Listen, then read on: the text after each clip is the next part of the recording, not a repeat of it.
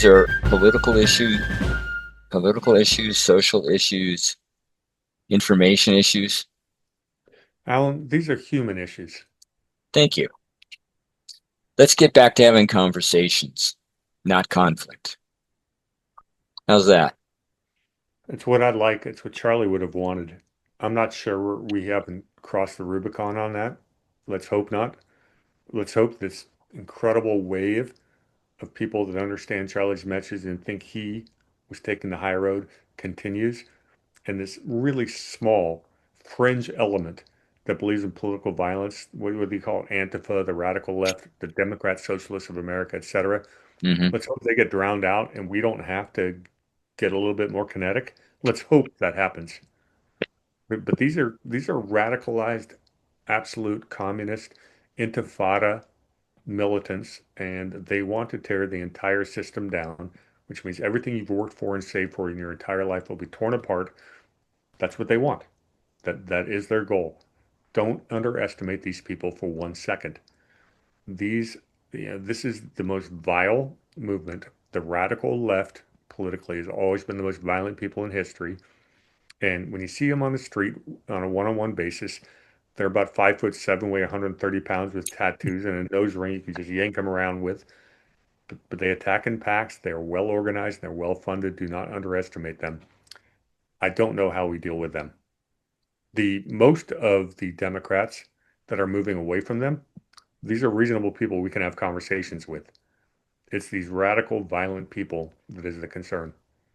And because political power, we've got a, unfortunately, we somehow inherited a system where it's either vote Republican or Democrat. You have to pick sides.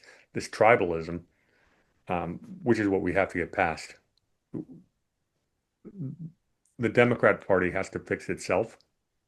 They have to eradicate their violent left, and they can't do it. They simply can't. And I don't know the solution, but that's we're here to talk about that. We'll figure it out over the next few years. Hmm. But boy, it is a scary time right now politically. If you really look into uh, the philosophy of the people involved, and I don't know how you can't de-radicalize some of these people. That is their entire reason for existence. The guy who shot Charlie Kirk was in this radical transsexual furry crowd. And this hasn't been officially connected yet, but we're pretty sure that's the case. A group very nearby was armed queers for Salt Lake City, a group that was so radical they got tossed out of Pink Pistols, which is a LGBT Second Amendment defense group, who wrote a beautiful uh, uh, statement about how they mourn Charlie Kirk's death and they're not part of the violence. And I have no problem sharing a community with people like that. But this radical transsexual death cult, that's a different story, and you can't coexist with them. Period. So it's a problem that needs to be solved. Thank you for that. It's interesting you brought up Rubicon.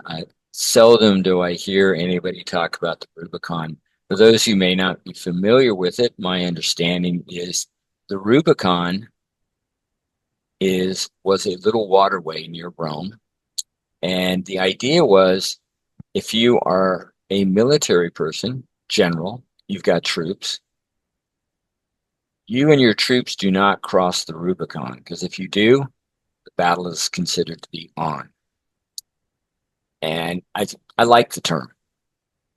The For me, I'm going to be more hopeful that more and more people will come to the conversation. They'll see the absolute need for it. We need to start having conversations, chats. We need to be able to civilly and respectfully try to learn from each other, but don't hate because we disagree. So, Yeah, but Alan, when they start the conversation with, okay, fascist, what do you have to say? The conversation ends immediately. no, it does not. Not with me. Sorry. You're a fascist. Uh, when you say that, I want to make sure that I properly understand what you mean. What do you mean when you say that to me?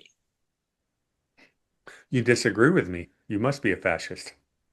No, no, no. I understand that we may not agree, but what do you mean by the word, using the word and applying it to me that I am a fascist? What does that mean to you?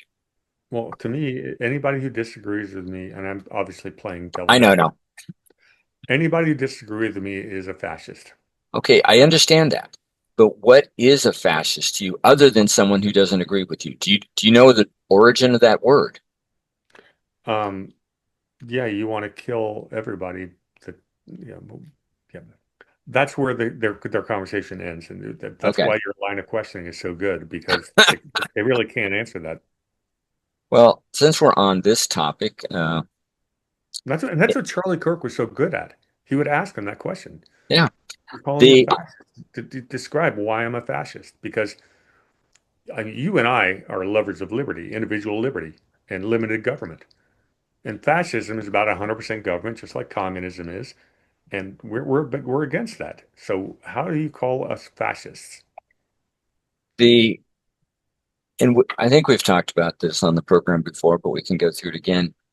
And using the terms left and right for this example, far left to me is communism, total government control, total government ownership. That's it. That's far left. Far right is not fascism. Far right is anarchy, no government. Fascism uh, is just to me inside of communism in that it is full government control, but the fascists in Italy allowed private business to own, but they regulated, controlled it extremely well. Next to it, somewhat on a parallel, is the Nazis. Same kind of thing, except had elements of absolute hate when it came to religion, homosexuals, you know, people with lack of ability. That's far left. That's where it is. Far right anarchy. The place that I like to be is in between those 2 points, and that's being constitutional because that's the contract, that's the compact. Read it, understand it, follow it. Don't broadly interpret it. If you can continue talking about that for another minute or so, I'm going to pull up a really beautiful chart that backs up what you just said, but I wasn't prepared, so I'm having to search it out. But I agree. Hold on 1 second. Apparently, we're holding on. Well, I'll fill the dead air for a second while Alan's head is turned. Just to I'll be find this. I'll find okay, this. I'll find just to this be chart. Yeah, yeah, I'll find this chart here in a second, but I've got it. just to be clear, when I say being constitutional, it's it's not blindly follow anything. It is to understand the contract, and if it needs to be changed over time, which of course it would need to be, you amend it. But that is completely different because it's about being individually free and having liberty versus having a central government, communist fascists, which are totally controlling your life. Okay, so I've got the chart here, Alan, as soon as I can find us. And I'm going to share the screen right now. Okay. By the way, are we recording? We are recording. Okay, because last time I was on with you, we lost the recording and I didn't get a chance to post it. And this is a show I definitely want to Okay. put up. So this is a screen share. Are you seeing this? I am seeing it. I'll start with making the comment that saying right left is a ridiculously stupid way, two-dimensional way of describing something as complex as human political socioeconomic behavior. That being said, if we look at the scale, 100% government on the far left is, far left is 100% government, far right is zero government. That's called anarchy. Hmm.